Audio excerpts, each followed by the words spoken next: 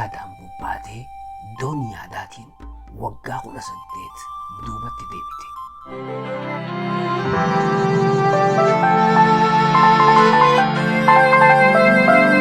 Bishaan gubate. Baddallattuu ifmaaf nama fixanii abaa hodha jaan jetteeni. Maakiriik maali? Maakiriikii miti maatiriikii.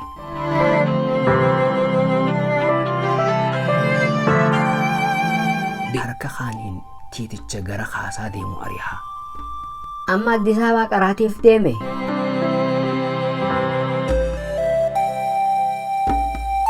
Atuu garuu obsa qabda. Namni direedhootti dhalatee dhufee baadiyyaa tana jiraachuu waan ajaa'ibaati.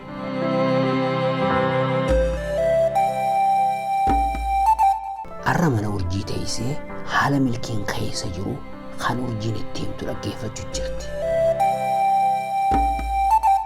Guyyaa itti aanu achi haatee lixa Oromiyaa Gimbitti galte.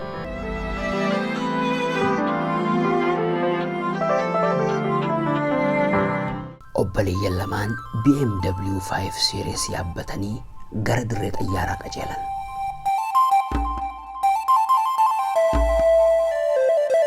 Imalli gara Gimbii hafee firoomii fi naanahiin barnoota isaanii Finfinneetti itti fufan.